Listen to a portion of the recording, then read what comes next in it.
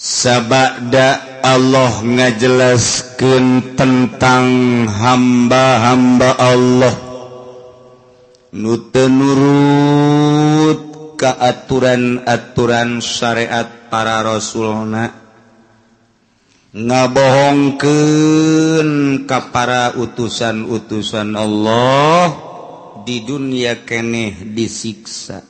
Kam min qaryatin ahlaknaha fajaaha ba'suna bayatan aw hum qailu. Ketika manehanana ditanya eueuh deui iwalti fabakana da'wahum iz ja'ahum basuna illa an qalu inna kunna zalimin.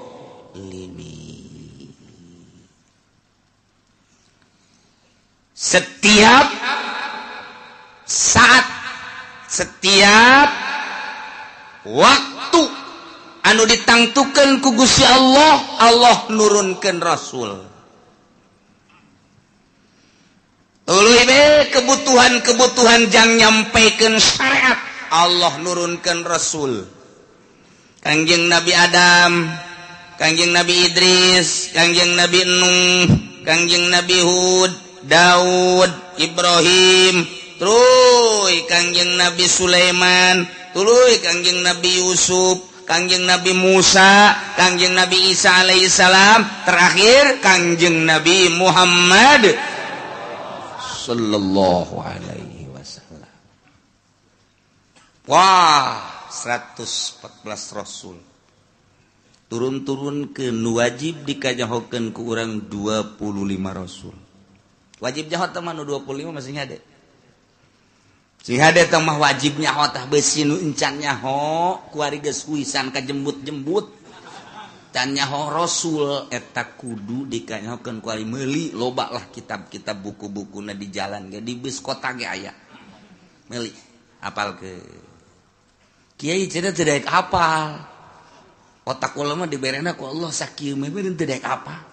1 Nabi Adam, 2 Nabi Idris, 3 Nabi Musa, 4 Nabi Isa, 6 Nabi Sulaiman. Jadi tidak ngaruntuh ya nama.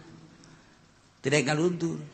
Kebalik deh 1 Nabi Adam, 2 Nabi Isa, 3 Nabi Nuh, 4 Nabi Idris, 5 Nabi terus, 7 Nabi Muhammad, 8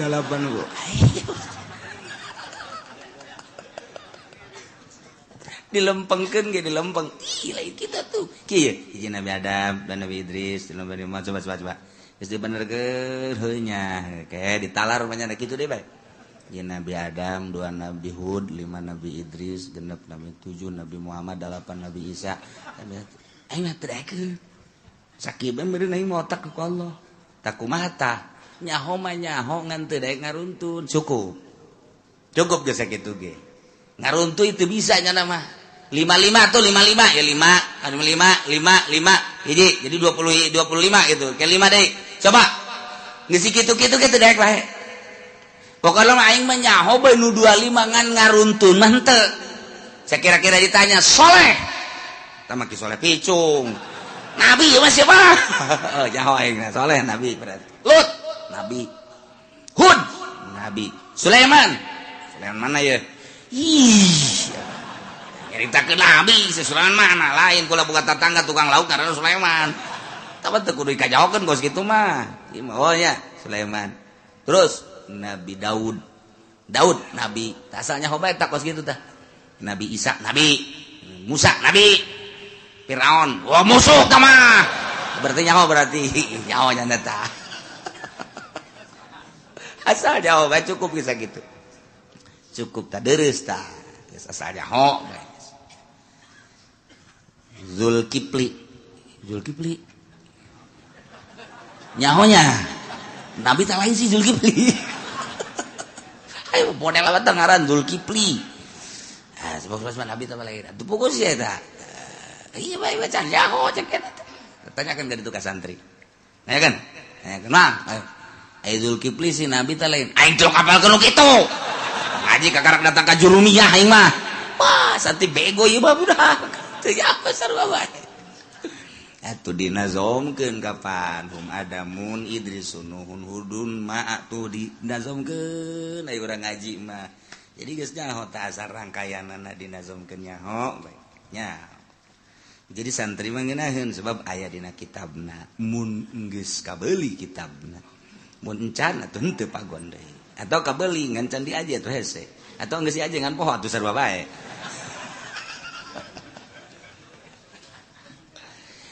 Nu jelas mah Allah nurunkeun Rasul supaya umat ulah sasar. Kangjeng Nabi Musa saat Firaun jadi raja sadunya, turunkeun Kangjeng Nabi Musa supaya pangeran teh anu ngadamel langit bumi nu ngahirupan nu mangamautan hari sekian Allah dakwah Kangjeng Nabi Musa bere kitab Taurat.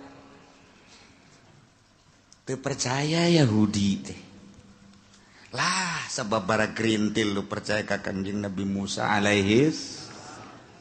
Nyaritakeun Kangjeng Nabi Musa sabada kula bakal aya Kangjeng Nabi Isa alaihissalam. Percaya ka Kangjeng Nabi Isa. Ciri-ciri Kangjeng Nabi Isa dijelaskan dina kitab Taurat. Jol Kangjeng Nabi Isa hampir dibunuh Kangjeng Nabi Isa ku umat. Masya Allah kari. Injil kitabna di Injil dijelaskan. Engke bakal aya ngaran nabi terakhir ismuhu Muhammad. Ngarana Kangjeng Nabi mah ciri-cirina ti mimiti pangambungna, cepilna, socana, bingirna, senaon kitu waosna, kulitna kabeh gedeg pangadeg ka rambutna dan lain sebab bahasa-bahasana geus aya dina kitab Injil. Masyaallah yati mim ba'di ismu Ahmad. Dijelaskeun dina kitab Injil. Wajib iman ka dia. Jol Kangjeng Nabi. Abu Jahal teh tukang maca Injil, Abu Sufyan teh tukang maca Injil, Abu Lahab teh tokoh Mekah tukang maca Injil. Aya dina kitab Injilna nyana nyahoeun bahwa Muhammad teh asli teh aya dina Injilna kulantaran takabur nyana teh iman ka Kangjeng Nabi. Dia kuari lamun urang ngadengekeun Barnabas tu asli. Berita ti Amerika kan sa gereja asup Islam kabeh. Aya seorang pastor maca Barnabas asli. Begitu dibaca kunyana asli apa Muhammad manabi Rasul imanlah pastor nyana dakwah ke umat di gereja eta asup Islam sa gereja tangkap ke Amerika datang ke kuari can dikeluarkeun amun maca nu asli urang kuari ka Yogyakarta jalan-jalan ke Universitas UGM didinya aya di perpustakaan Injil asli dikunci rapih tuh menang dibaca. Ketika orang hayang maca sababaraha orang Kristen hayang maca birokrasi na kudu ka dieu ayalah nu pernah dimenangkeun kitu ge dibeat hati-hati lembaran ini tidak boleh dibaca ditutup ku nyana dikancing trak lewat dibaca ku nyana Barnabas asli kulantaran panasaran nu dikancing teh dibuka ku nyana ternyata urayan titah iman ka Kangjeng Nabi. Matak teu meunang kuari dibaca sembarangan. Di Maroko mahasiswa hayang sababaraha kali usul ka dosenna ketika dibere Barnabas asli teu meunang. Ieu mah ditutup tah nu ieu mah. Lembaran asli lantaran eta mah Injil asli. Ketika nyana panasaran dibuka ternyata nita iman ka Muhammad, imannya na, dakwahnya na hampir dibunuh. Mun maca Injil nu asli ayalah perintah iman ka Kangjeng Nabi. Tapi tetap baik guys itu penyalahgunaan. Injil nu kuari berkeliaran matama Injil tahrif, robah perjanjian lama perjanjian baru dirobah punyana tina perjanjian lama ke perjanjian baru dirobah nu lain kitu sabenerna mah tetep isi nama nuhankeun ka Allah mangerankeun ka Allah nganabikeun ka Kangjeng Nabi Isa lain pangeran Kangjeng Nabi Isa kita iman ka Kangjeng Nabi urang Kangjeng Nabi Muhammad sallallahu alaihi wasallam. Gas Kangjeng Nabi Isa di akhir aya Kangjeng Nabi terakhir Kangjeng Nabi urang kitabna Al-Qur'anul Karim Kangjeng Nabi tos teu aya dilanjut ku para sahabat tos teu aya dilanjut ku para tabiin nu mantap hadis Kangjeng Nabi teh supaya rapi aya seorang manusia Imam Bukhari ngaranna nyana ngalalakon ti Afghanistan langsung ke Turki ke Mekah ke Madinah ke Turki ke Yaman ngasal ngadenge aya sahabat anu boga hadis kunyana disampeurkeun di Mekah di Madinah langsung terus ke Yaman langsung terus ke Baghdad ke Yordania terus bae ka muana asal KDG ayat sahabat besi boga hadis catat kunyana teteh pohara amat meureunanan geus gerahkeun tanagana hartana kekuatana pikiranana zaman harita kan lain zaman kendaraan babari hese melalui kendaraan onta kuda paling ge kitu kene ti negara ka negara melalui laut kapal lagi tongkang masalah. Tapi keuletan Imam Bukhari terangkumlah sekian ribu hadis surtil kunyana rawi hadis kieu di sampingnya nyaritakeun hadis neangan hadis jelema nu nyaritakeun hadisna kunyana ditanya saha ngaran waktu ieu kumaha narima hadisna teh keur kumaha jeung kumaha loba nu akur hadis eta katarima ku ieu katarima ku saat mana nyaritakeunana Imam Bukhari luar biasa jangan eta maksudna supaya jelas Imam Bukhari ieu ucapan Kangjeng Nabi anu sahih ieu ucapan Kangjeng Nabi anu dhaif ieu ucapan Kangjeng mantak aya bae mustalah hadis aya hadis mu'an'an aya hadis mu'dhal aya hadis sahih aya hadis dhaif aya hadis kitu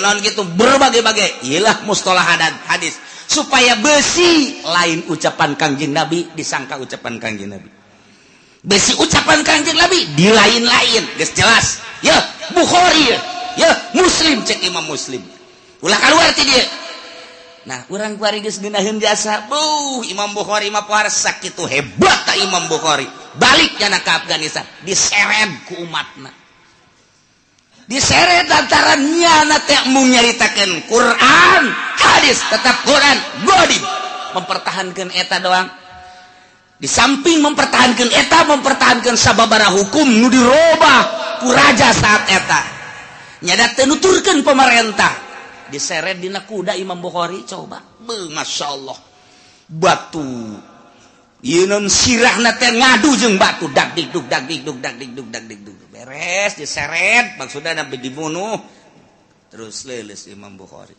tapi tetap Imam Bukhari di bulan ieu masih ngajar keneh bae ngajar hadis teu lila maot iyalah Imam Bukhari dia makaungkeun di Afghanistan nu mantak datang ka kuari urang Afgan kekuatan jihadna luar biasa geus nya mah kajian kumaha boga naon boga Imam Bukhari iyalah panutan kami paeh diseret jihad fisabilillah kami hayang bareng jeung Imam Bukhari dunia ieu nanaonan nu penting di akhirat ngahiji jeung bendera Imam Bukhari di negara kami aya Imam Bukhari kami deuk nuturkeun eta para rebat jasa di Baghdad kitu keneh di Mekah kitu keneh nu asli mah naluturkeun eta ketika sahabat dibere sugih teh kapan Abdurrahman bin Auf ceurik nya nu kuburanna di Yordan ceurik teh kunaon ieu harta nu sakieu lobana aya bahasa Kangjeng Nabi sadirham ti Abu Bakar leuwih amis tibatan 100 dinar uang emas tibatan Abdurrahman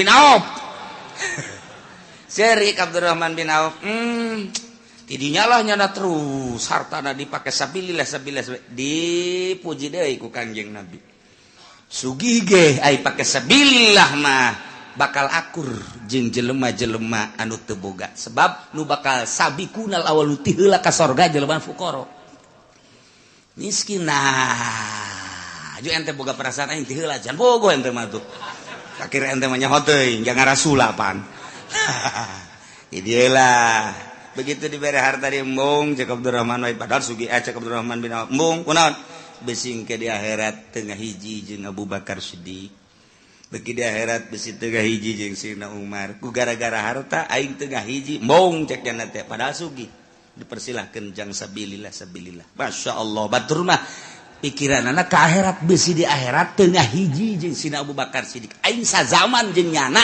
haju aing tinggalin isin amat eta boga pikiran kos kitu eta batur mah nah sazaman terus urang kuari teu boga panutan ayalah wali sanga col ke Indonesia Masya Allah iyalah panutan orang mantak diulah-ulah ge zarah-zarah bae ku Amin Rais diharam-haramkeun ngelos jang Amin bae haram mah kami mah zarah bae komo pemimpin zarah mah di sampingnya zarah boga kauntungan pan lumayan bisa ngabangun dapur aing ku sebab zarah geus sabodo kumanyana bae geus nu jelas bae atuh kos gitulah panutan urang Banten unggal kabupaten unggal provinsi aya Banten boga Maulana Hasanuddin, Cirebon boga Syekh Syarif Hidayatullah, Jawa Tengah loba geus di Jawa Tengah mah, Jawa Timur boga Sunan Ampel nu pertama Sunan, wah luar biasa. Aya eta lah urang di Zarah.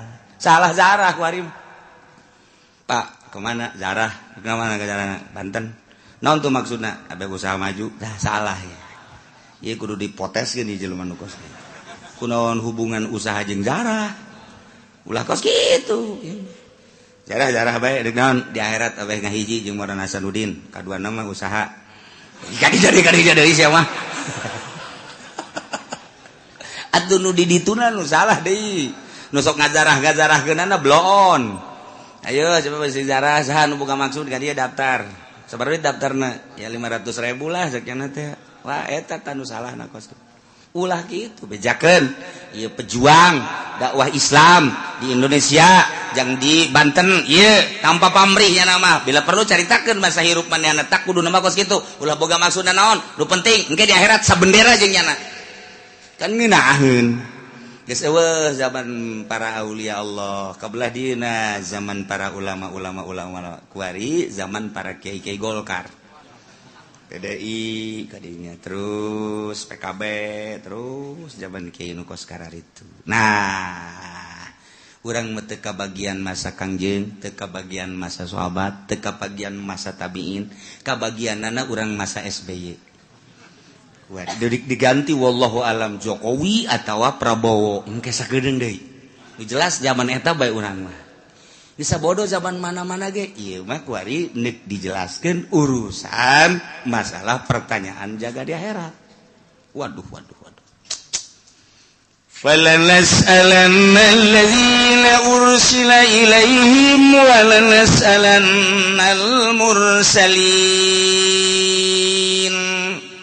Wallahu a'lamu bimuradi engke urang tekan kiamat sanggeusna kiamat tiupan pertama Kangjeng malaikat Israfil alaihi salam niup jelema teh kakaler ka kidul kawetan ka kulon lulumpatan anu keur nyusu anakna dibalangkeun budak leutik keneh kakarak leumpang geus huisan kobo aki-aki mah modar di dinya. Geus aki-aki mah teu kudu kiamat kuari ge titah leumpang di nu panas engke ge oleng gejebur sorangan. Mantak lamun perangnya nama engke ku Amerika ge moal ditembak. Moal nya naon? Perang tutut hook senjata nembak nu kieu cek. Antepkeun. Lupat sia, lupat di kieu-kieu doang. Moal ditembakkeun hook lur aing geus sia. Budak beladik goplak nu kan bener kan. Paeh sia nama.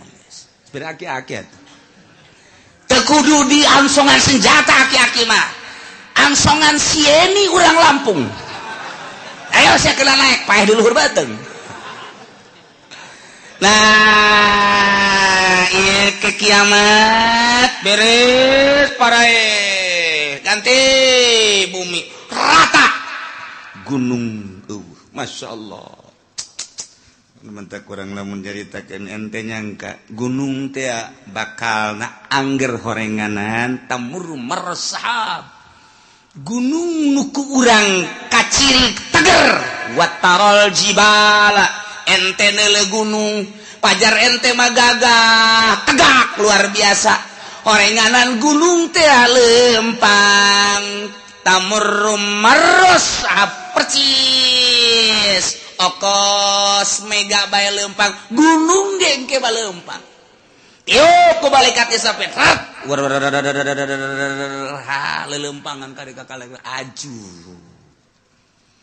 wataral jibala qamidah disangka gunung teh teger kuat horenganan tamur marasahab leeh nana gunung sakitu tegerna leeh kok masih Juned ajur ganti rata laut gunung kobe wah geus diterjemahkeun ku Raden Oma Irama kiamat terjadinya ada jadi presiden. Masya Allah gunung-gunung yang tinggi menjulang hari itu akan dimusnahkan. Wah pohara jasa Masya Allah lautan yang dalam sarua baik ternyata benar di Quran masalah eta. Ya Allah ya Rabbi. Beres kabeh. Kuari hujan. Teng tiup roh ku malaikat Israfil. Saat merelentis kostoge cal roh ararasu ngeguh jelema. Nu tadina sepi eueuh sasah. Wabeh poe kullu man 'alaya fan wa yabqa wajhu rabbika dzul jalali wal kullu man 'alaya fan wabeh aya di bumi langit rusak modar kabeh wa yabqa wajhu rabbika dzul jalali wal ikram hanya Gusti Allah sorangan nang tangan Gusti Allah limanil mulkul yaum can jadi raja apa ieu ai raja Mesir raja Mekah raja Yaman, raja Indonesia, udang. Ngaku sih jadi raja. Hah? Kayak udang, Jokowi udang. Prabowo udang, cak Prabowo hirup kene mah can nyaho. Bawa jadi bonte, itu bayar turun geus. Coba Soekarno, udah. Kayak dia udang ke. Pak Harto, udah. Gus Dur, saya kan dilengserkan. Cak Gus Dur, ya saya emang gak ada tanggung jawab bukan dilengserkan. Kalau saya lanjut baru saya tanggung jawab. Untung saya dilengserkan. Ya udah, cek malaikat Israfil tenang, Dur.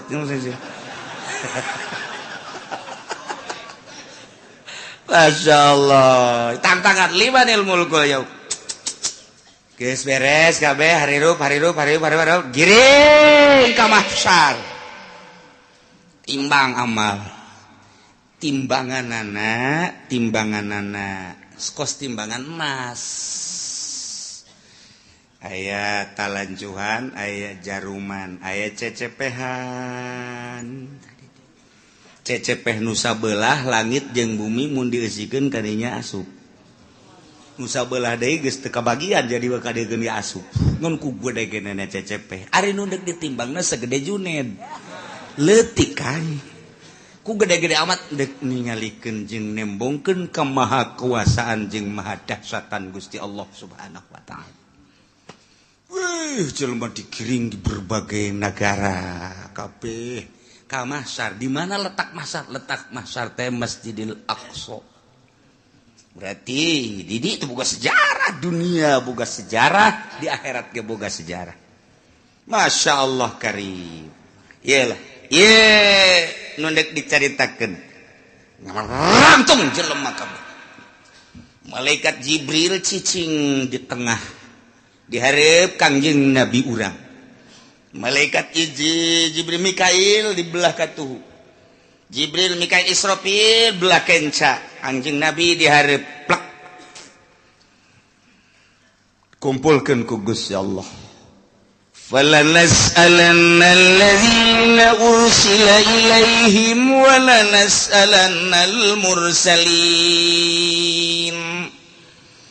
Cek Gusti Allah aing bakal nanya alladzina ursila ilaihim ka umat-umat anu diutus para rasul ndek ditanya teh an ijabatihim ar-rusula wa amalihim fima balagahum tentang ijabah ka para rasul jeung ngamalkeun naon nu disampaikeun ku para rasul ka maranehanana. Masyaallah. Di samping umat nu bakal ditanya walanas'alannal mursalin. Yakin kaula nu agung bakal nanya deui ka para mursalin utusan-utusan ditanya anil iblagi tina nyampaikeunana. Ya Allah ya Rabbi. Wabah ditanya. Bari pertanyaan teh sabenerna mau balana kusana alaihim biilmin. Yakin kaula bakal nyaritakeun ka umat, ka para rasul. Kula bakal nyaritakeun biilmin dengan kanyaho, jelas nyaho. Wa makunna goibin jeung kaula teu gaib. Teu nyahona kabeh nyaho, ngan tetep ditanya bae. Pan jelema ditanya teh aya nu nanya teh nyaho nu mantak nanya ge pan teu nyaho mang. Kaula ieu deuk ka Bandung hayu. Ieu jalan deuk ka Bandung jalan mana? Bener-bener teu nyaho berarti. Kaula mudik, ieu milu mudik deuk ka Jawa Tengah, Pak, deuk ka Jogja jalan ka mana? Lontaran loba jasa. Ieu itu Jogja. Ka belah dieu manggih deui Jogja kanan, belah ditu ke manggih deui Jogja kiri. Bingung aing mah ieu. Jogja deui. belah ditutup Jogja deui isi jalan nu mana dekat Surabaya teu nyaho nanya atawanya nanya Pak ieu teh kula teh dek dagang ieu cara dagang teh kumaha ieu modal da sakieu dek nu didagangkeunana ieu nyokot teh dieu supaya teu nyaho nanya berarti Pak kula teh hayang kawin hayo hayang dek nanya bae ieu mah kira-kira kumaha ieu kula lamun kawin atuh babari modalna boga henteu ulah bakal hayang kawin sia teu boga modal mah nanya teh teu nyaho biasana nanya teu nyaho aya jelema nu nanya ngan aing mah sabenerna mah nyaho ngan nanya so teh aing mah ngetes bae sia teh nyahoeun tante padahal mah nyaho ye kos ka budak tanya cek 2 jeung 2 sabaraha geus nyahoeun nu nanya na mah ngan ieu dites 2 jeung 2 cak bapak tolol sia kudu ngabalikeun di ka aing 2 jeung 2 sabaraha cak bapak wah budak blon nih budak mun cak bapak 4 kula 4 mun cak bapak 5 kula 5 aku bacak bapak bae nyaho ye nu nanya nama guru ka muridnya nu mentak nanya teh dites berarti nah aya deui nanya teh ngajejeleh boga anak minta duit dibere tah 1 juta yo meunang saminggu minta deui teh jang anu bere deui minta deui dibere deui geus kalima kali ka dia sia cicing sia dinya dieu hai aing geus sabaraha kali mere duit ka sia bego teu meunang tah anak atuh hitung bae ku bapak ditikem sia ku bapak goblok atuh nyahoeun bapak ge geus mere duit sabaraha kali ngah sudah dipake naon tah duit ieu sia didinya pertama sia ku aing minta dibere kadua dibere aju minta deui dibere tah aing nanya ka sia geus sabaraha kali aing abah ge mere duit ka sia teu meunang teu hitung bah teu meunang jalain kos kitu teh mah maksudna nyarekan aing lan sakali mere duit ka sia tapi ku sia teu digunakeun eta duit tuh tolol-tolol teh si otak pasang atuh menta deui si mah gawena menta malulu nyarekanan tah mah nanya tapi nyarekan go bari bah ya mah boga duit aju minta duit sabarit sia mentana mio sabarit tah mio oh sia diberi kemana mio tapi pakai kusianya nu bener tah balikan kusia lamun kredit jeung cash lain deui bah hargana lamun kredit sabaraha barakara kredit ngomong sia lain sari bahkan hese dek beli cash deh di akhir zaman mah kredit bemodel Yahudi teh geus kos kadar itu bae nah balikeun meunang meureunanan setengah bulan bah angbalikan motor di motor naon motor mio anu itu ke mana aya mah aya bah ngan ieu kebutuhan aya deui bah bere deui ja aya ieu bapana ge duit mah eueuh bapana mah aya tah bere deui eus bere deui 3 kali je budak motor kamarana nya dibeli cenah kebutuhan barang ditanyakeun ternyata eueuh dijual oh adek abah sabaraha kali beulikeun motor ka sia hah sabaraha kali paneta mah nanya nyaun jangan umang meulikeun lagi abah pan make nanya deuk nyarekan nah ieu ge sarua ye Allah teh deuk nanya ka umat atuh teh kudu ditanya ku Gusti Allah jaulkeun nyahoeun ja Allah mah pangeran urang turun ka alam dunia Allah nyahoeun kuari hirup dihirupan ku Allah maha uninga kemudian urang kuari ayeuna di baya pagawean dagang berpolitik atuh Allah mah maha uninga kapae urang mah teu nyaho ira bakal pae Allah bagus nyahoeun kok make ditanya tuh urang ku Gusti Allah nanya da deuk nyarekan ka urang nah ieu sia bakal ditanya ku Gusti Allah teu meunang kieu sia ku aing pan dihirupan nah ieu sia harita teh hirup kemudian pagawean sia waktu hirup naon bae cak Gusti padahal Allah nyaho cak urang teh atuh coba bae Gusti ka nyahona tumpahkeun ka dieu wah dikerekem sia ku Gusti Allah teu meunang kos kitu nyanggakeun sadaya-daya Gusti mun Gusti maha uninga nah ieu bakal ditanya urang kabeh ditanya urang sebagai makhluk ditanya Kangjeng Nabi lagi ditanya sarua bae urang ditanya tentang naon tentang an ijabatihim ar-rusul wa amalihim fima balaghum urang teh ngaijabah ka Kangjeng Nabi narima karena Kangjeng Nabi syariatna jeung ngamalkeun datang ka mana ditanya zaman Kangjeng, zaman sahabat, zaman tabiin, zaman para wali kuari Junaid maju enggak zaman saya hirup beye aing mah lain aja rajana lain kiai sia nu nyampaikeun amanah para rasul nu nyampaikeun nu tabligh nyampaikeun amanah rasul sa zaman sia abdi harita teh kitu mui abdi harita di kecamatan mah kitu Kiturmudi naiknya ke kabupaten ju naik dinya ke provinsi pernah nyampaikeun ai dibayar nyampaikeun ai henteu mana muina mana mui panggil mui ih kuari nyana ngeungeunahana mui nagara sia saha harita mui abdi aya orang kronjo agel iya nu formal nu formil dipanggil eta mah geus teu bares tah mah lantaran nya nama ngomong aya dibayar teu ngomong teu dibayar teu ngomong dibere daek ngomong boga jabatan teu boga jabatan teu daek ngomong ieu mah anu berkeliaran we sa nah aya digigir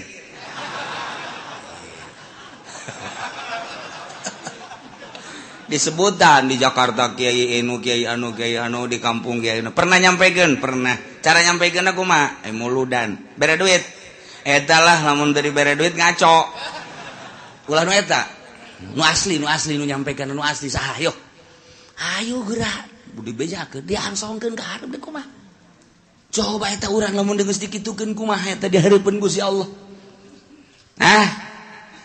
sia zaman ieu pernah nyampaikeun nyana bahwa nabi akhir zaman Kangjeng Nabi Muhammad pernah kemudian naon nu disampai-sampaikeun ku manehanana rukun wudu rukun salat dan syariat lah dain semua bener coba tanya kiaina ditanya deh siapa pernah nyampaikeun bener nyampaikeun lagi iraha bae ai diondang muludan sok diberkatan aya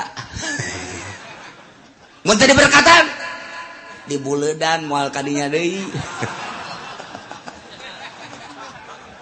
wah teu beres ya aduh Masya Allah lah ieu bakal caritakeun secara global be umat bakal ditanya tentang narima syariat ti Kangjeng Nabi na nya atawa henteu aya apa henteu ditanya hai umat pernah henteu Muhammad nyampaikeun amanah ka anjeun tabligh risalah wah jelema burr kabeh ngomong aya nu pernah aya nu henteu ai Islam kabeh nyaritakeun pernah kafir mah henteu kan bela dirinya cak Nasrani teu pernah kami mah teu pernah sampai berita-berita kebenaran Muhammad teu pernah sampai Muhammad nyaritakeun tentang syariat teu pernah Nasrani Yahudi kabeh wah bangsa encek kabeh ngararomong engke mah kuari nyana baru teu beuteungna engke mah nyana di ditu pias teu pernah nyampaikeun umat kaula teu iman ge ka Gusti teu iman ge ka Muhammad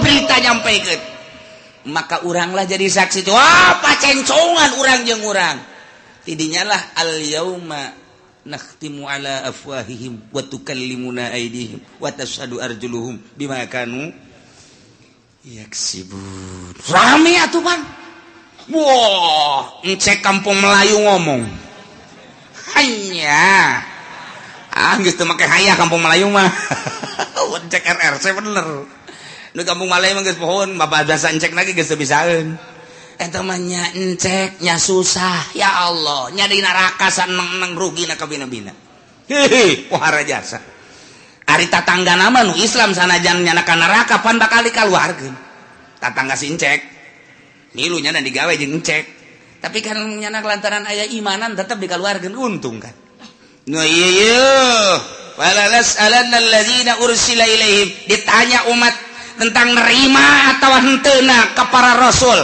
jeung sanggeus nerima ngamalkeunana macem-macem ke rame wala nas'alannal mursalin para rasul ge ditanya, Adam ditanya, Idris ditanya, Kangjeng Nabi Nuh ditanya, Kangjeng Nabi Sulaiman, Kangjeng Nabi Isa, Kangjeng Nabi Musa, Kangjeng Nabi urang ge ditanya, nyampekeun apa henteu? Masya Allah. Padahal mah Allah teh nyahun falanakusson alaihim bi'ilmin wa ma kunna ghaibin. Teu gaib nyaho ngan deuk hayang nyaho coba datang ka mana bari deuk ditaubeh di memeleh di jejeleh. Aya jelema anu ja abdi mah ieu hirup teh di zaman SBY, kiaina harita kiai Pulan, abdi mah teu pernah ngadengi nyana nyampeikeun ore cok jelema teh falanakusson alaihim bi'ilmin. Cak Gusti Allah nyaho aing ge. Sia teu ngaku datang tabligur risalah melalui kiai anu siana. Cak Gusti Allah nu teu ngajading teu ngadenge. Pan aya muludan, pan aya rajaban, kiai ngabuka pangajian tong torongan ge datang ka songek. Siana nu teu daek falanakusson alaihim. Allah jaritakeun neunaheun bagi kiai nu katitipan ilmu sampaikeun.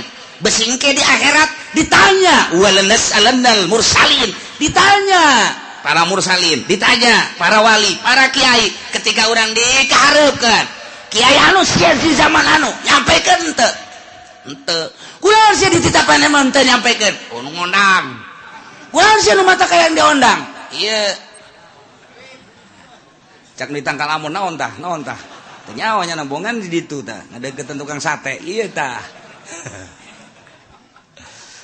Tuh kan ditanya kabeh, umat ditanya, para rasul ditanya, Gusti Allah, umat ditanya, para wali ditanya, umat ditanya, kiai ditanya kabeh, mana ting rame na? Nah, wa ma kunna ghaibin.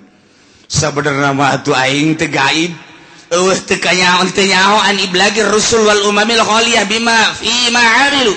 Nyaho tentang nyampaikeun para rasul, nyaho pisan atuh uning pisan.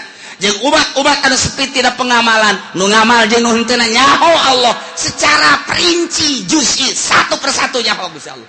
Si ieu gadenge, si ieu ngamalkeun, si ieu narima, si ieu teu ngamalkeun, si ieu narima, si ieu ngamalkeun setengah, si ieu narima, si ieu ngamalkeun poara, si ieu narima, si ieu teu ngamalkeun. Nyaho Gusti Allah bakal dicaritakeun hiji-hiji. Falanaqussonna alaihim bi'ilmin wa ma kunna ghaibin. Lu gaib ya Gusti Allah. Gusti Allah maha uninga nu mantak urang kuari salat ti penting teu kudu dikanyahokeun ku tatangga cukup ku Gusti Allah engke bakal ditanya ketika ditanya aya teh berita tabligur risalah aya melalui saha kiai anu sia ngamalkeun teh nyanggakeun sadaya-daya ke Gusti maha uninga abdi penting-penting ge hudang haju kiai haju HSDI eta anu ku aing ditolol-tolol ge sia goblok sia hudang mah hudang tapi ngan kiai doang. Tapi kan uninga Gusti Allah aing nyaho ka sia sok ngaji. Lempang ngajina nyaho aing ngadengekeun nganyaho haju ngamalkeun nyaho penting sia hudang haju tahajud. Aing mah keur nanya bae cek Gusti Allah sebagai pangeran.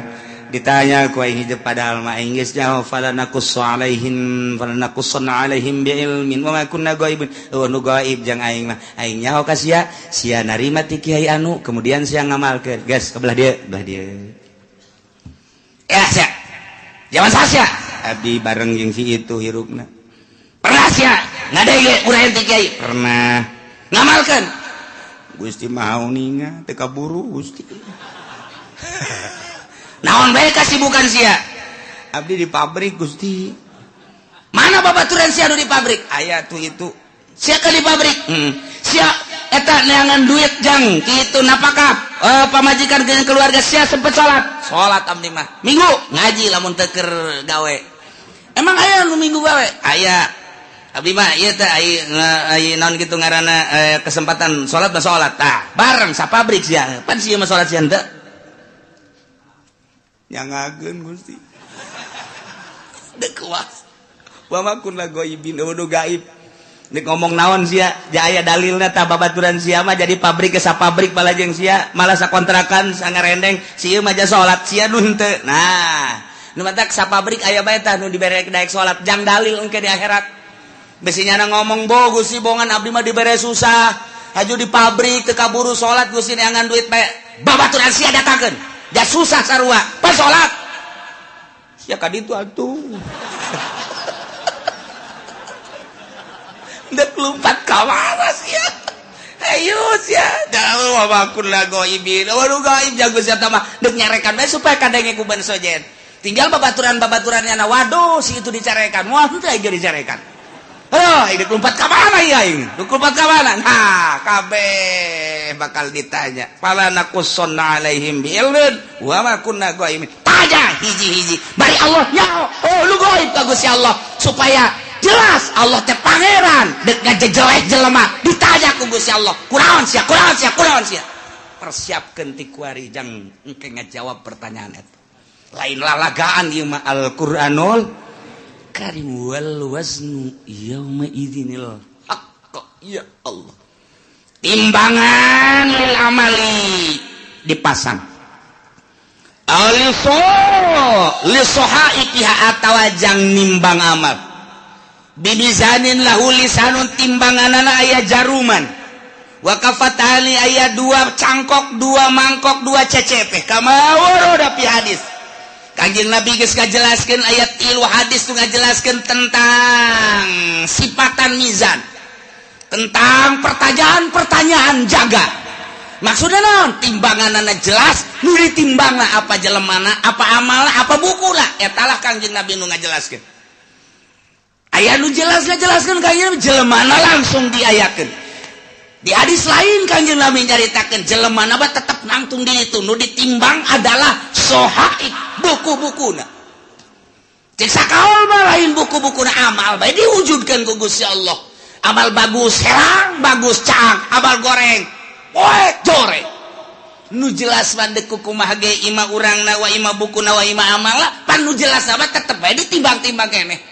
Iyalah ayatna wal waznu yauma idzin al haq timbangan nyata timbangan nu bener yauma idzin harita bakal dipasangkeun jangan sing hade faman saqulat mawazinuhu faulaika humul muflihun sahaja lemah nu ditimbang berat amal hadena faulaika humul muflihun bahagia wa man khaffat jelema anu hampang mawazinuhu kahadeanana berat ku kagorenganana faulaikal ladzina khasiru anfusahum jelema eta lah anu ngarugikeun dirina waktu di dunia bongan teu daek beramal bitaswiriha ilan nar ku sebab dijongklokeun ka neraka bima kanu bi ayatina yazlimun ku sebab maranehanana ngazolimkeun teu percaya ka ayat-ayat Allah subhanahu wa ta'ala nu ngantak urang mah alhamdulillahirabbil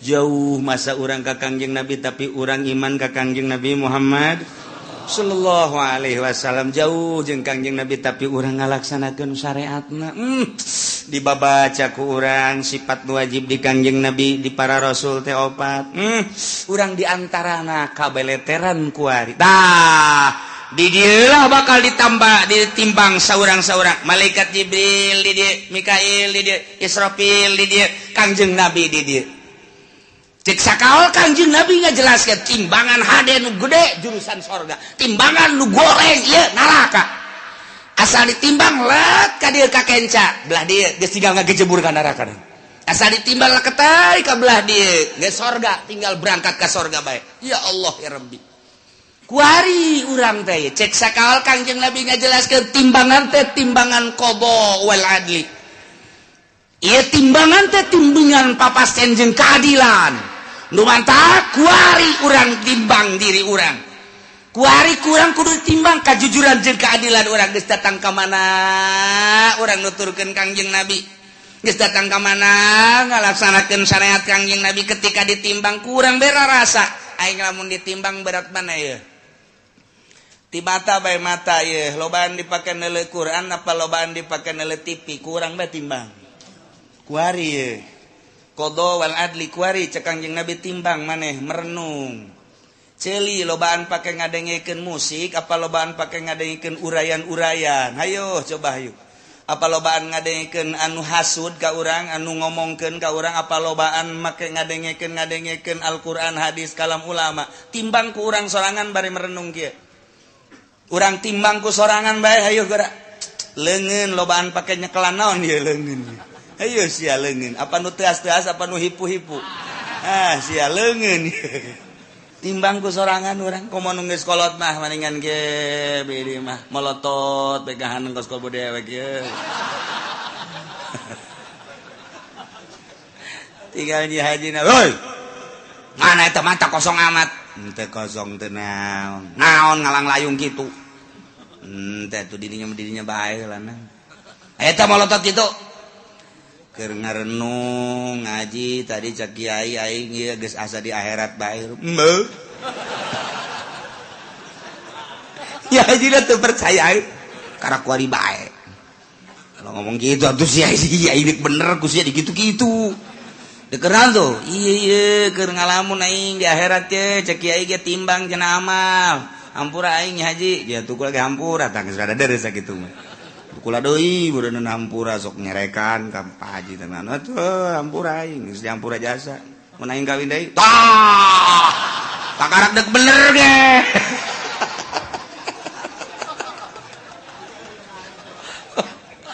tah urang ngarenung ieu aing lamun ditimbang kuari andai kata paeh aing ye ditimbang beratan ka mana mulai urang ngurucut cai mata Gusti tibalik datang ka kuari Gusti Allah nyaritakeun kahirupan para rasul nyawa ditarohkeun jang ka Allah terus di para sahabat nyawa ditarohkeun abdi manarohkeun harta ge ku pait-pait teh di zaman para wali songo eta teh perang nyawa tarohanan urang lamun zalah ka Kudus masyaallah jana mapan balik teh dicacag nu ku urang kuari dizarahan di Kudus Sunan saha ngaranna Kudus tuh siapa jarah bete nyawa ngaran ayo kiaina poho buku aing ge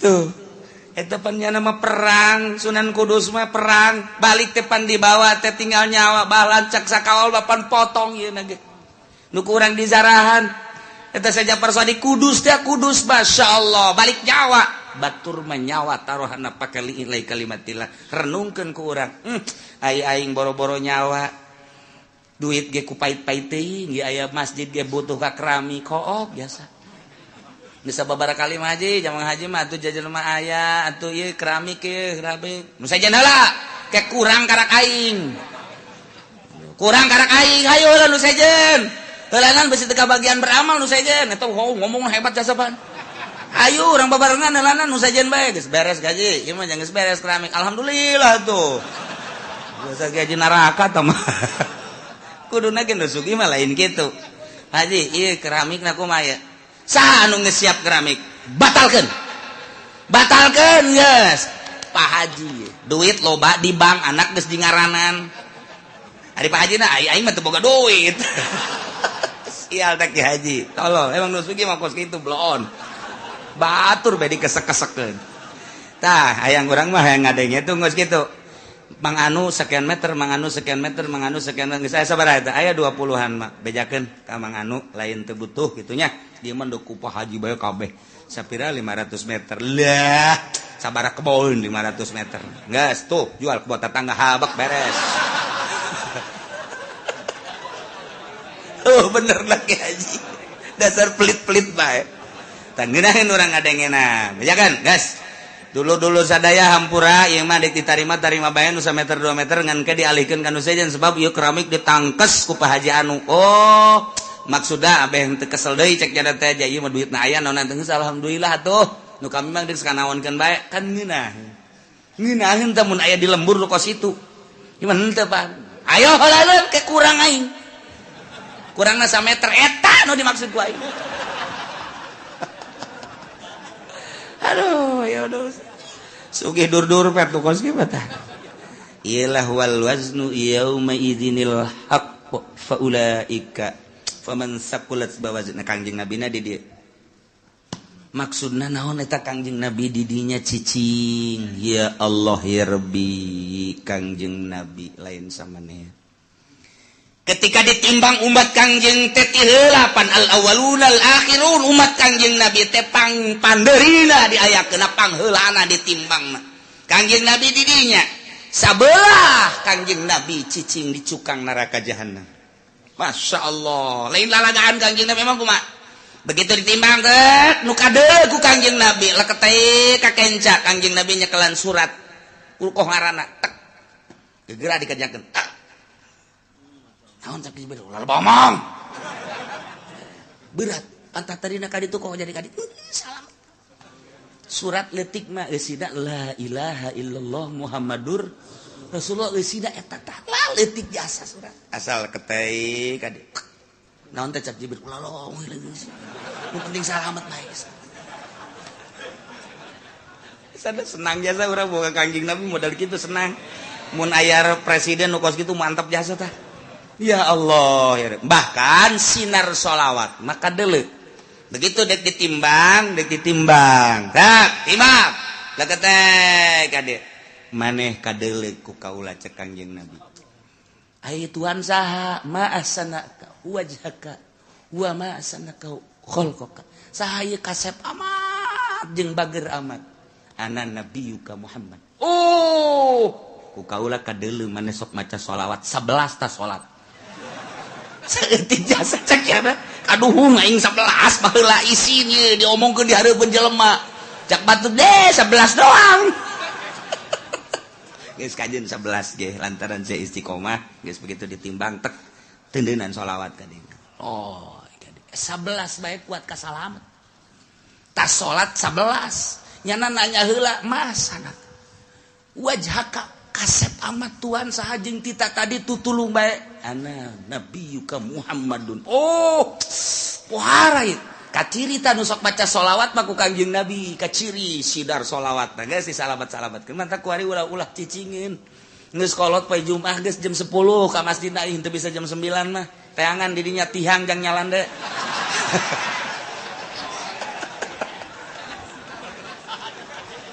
tungtungna lain maca sholawat tasbih ka mana mata ka mana bahkan aya nu nyokot ge tambah baturan tasbih teh nyaho nyana barang hudang aya tasbih aing ka mana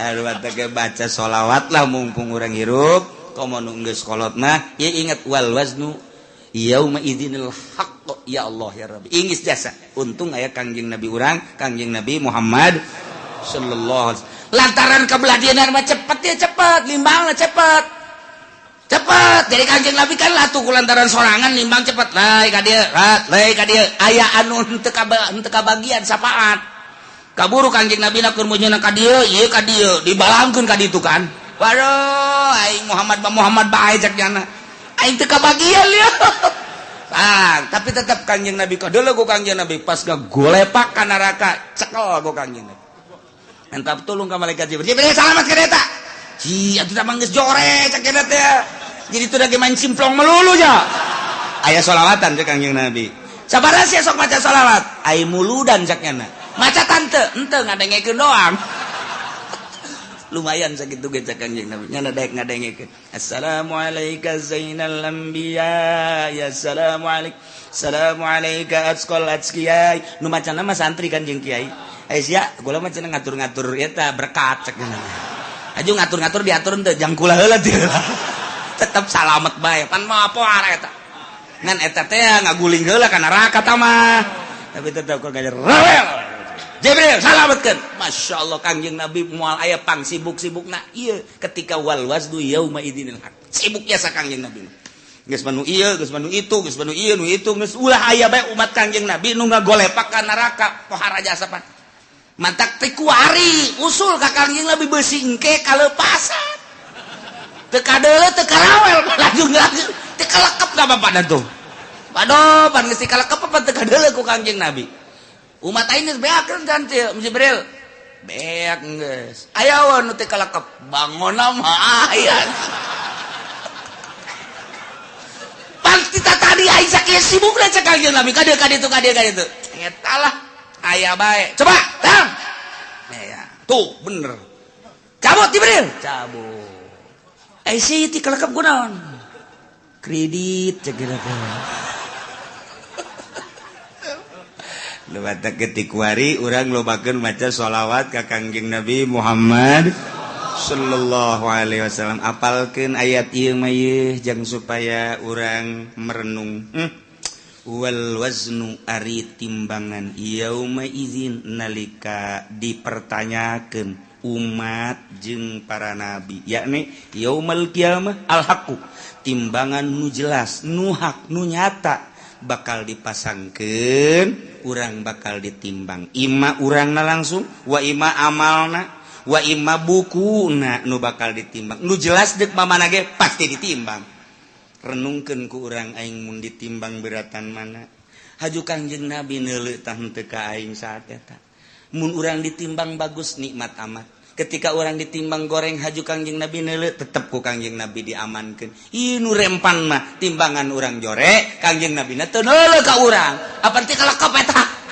tah ieu tah nu dikhawatirkeun beusi ti kalekep doa masyaallah mudah-mudahan urang kabehan ke katingali ku Kangjeng Nabi urang disafaatan ku Kangjeng Nabi urang sehingga urang kabehan salamet di bawah bendera Kangjeng Nabi urang Kangjeng Nabi Muhammad sallallahu alaihi wasallam walaqad makanna wallahu a'lam.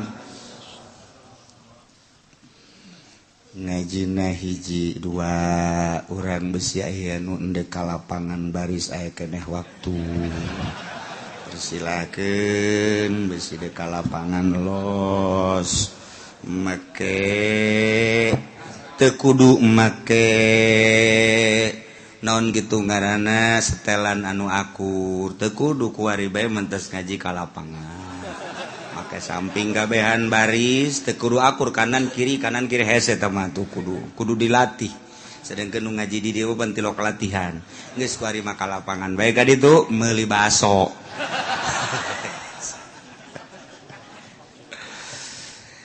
urang mulaiannya ngaji sing tegep sing rapih maksudna supaya kasafaatan ku Kangjeng Nabi Muhammad sallallahu alaihi wasallam.